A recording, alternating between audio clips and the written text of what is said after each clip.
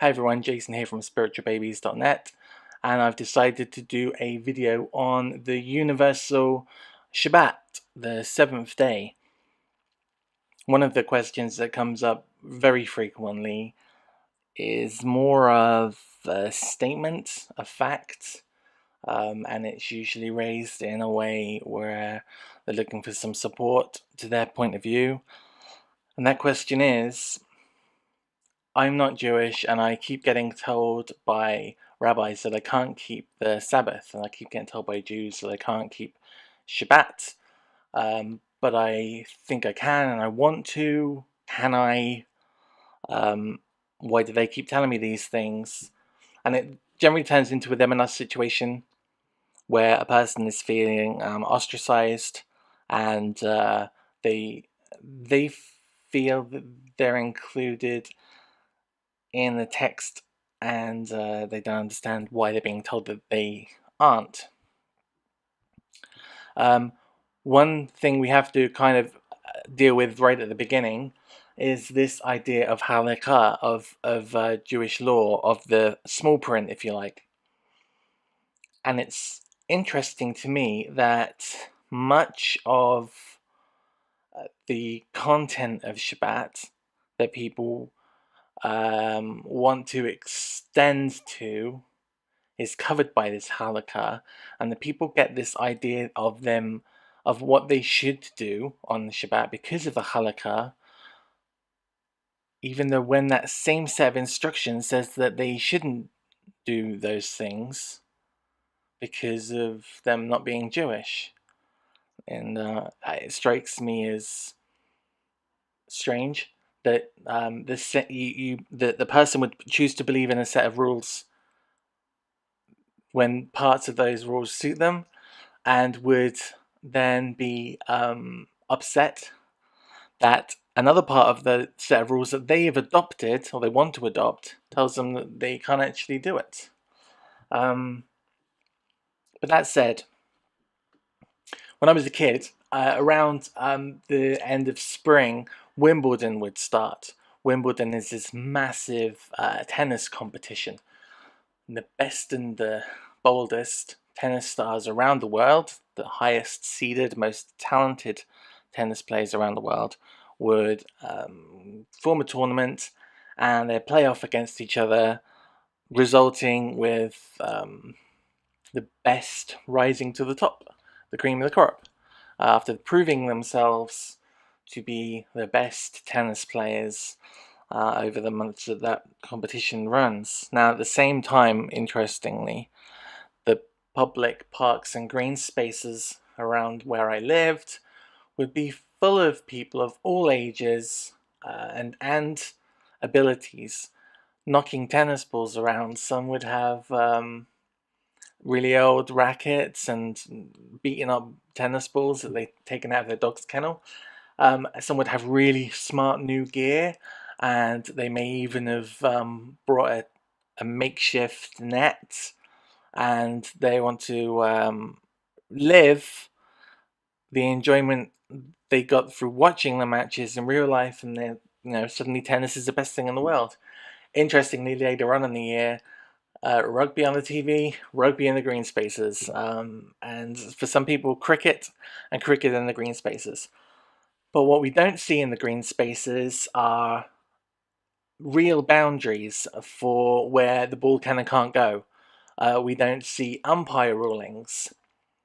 We don't see people being called to fault, or issues with their serve. We find people making up their own rules on how they're going to score, how long the match is going to go, who's going to play, who's not going to play, what they can and can't wear. And this is kind of how I look at this idea of a universal Shabbat, or this seventh day.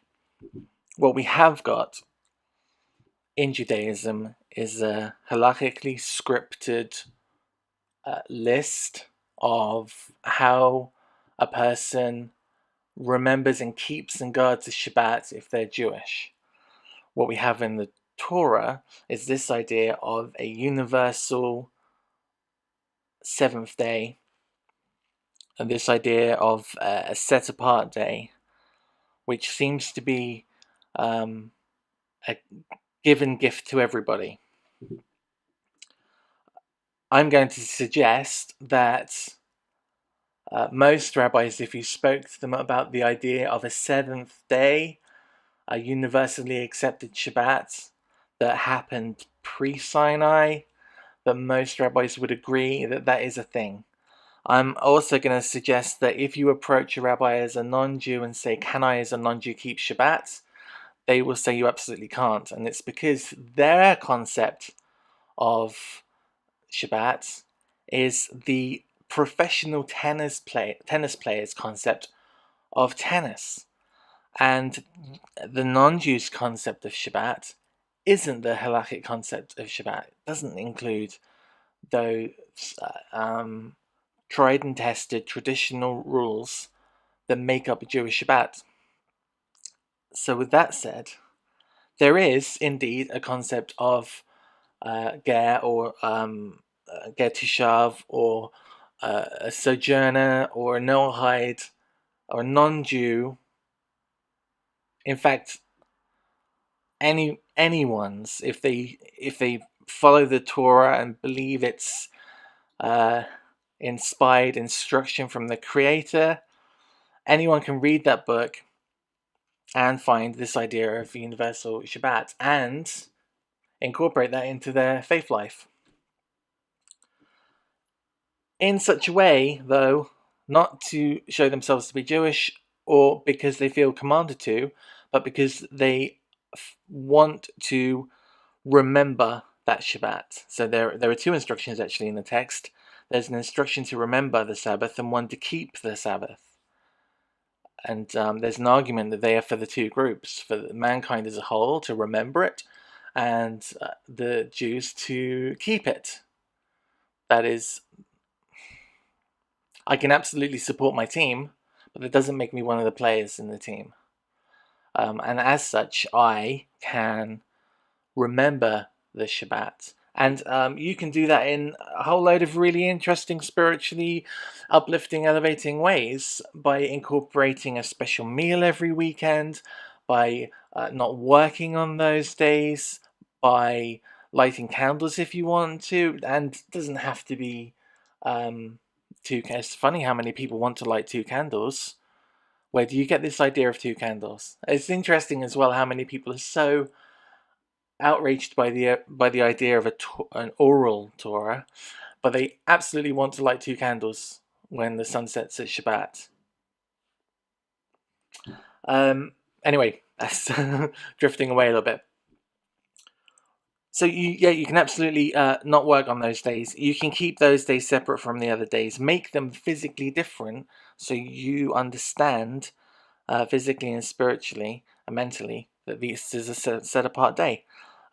You are fully within your rights as a non-Jew to study Torah. Attend your local synagogue if you have one. Let them know you're coming. The world's a scary place. They'll totally appreciate an email from you or a phone call. Tell them where you're coming from, that you want to come and spend time studying on the Friday evening or the Saturday morning, but you can totally go and spend time and study the Torah. Make it a family time, make it a time to spend with your friends, a time where you address the creation that God had just finished. So take a nature walk, enjoy your environment, be part of making the world a better place on that day. But again, not to show yourself to be Jewish, because Jewish people are Jewish.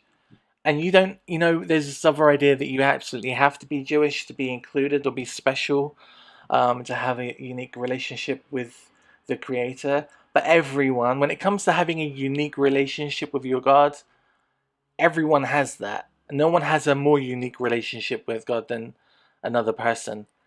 He breathed life and personality and a soul into every living thing, whether it's you or or some guy on the other side of the planet, or your neighbor.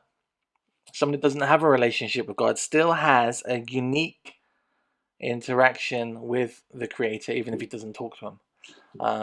So don't feel that you have to be part of a special group or a certain ethnicity to make you acceptable. It's your perspective on life and how you live it that is going to make you elevated in the eyes of the creator.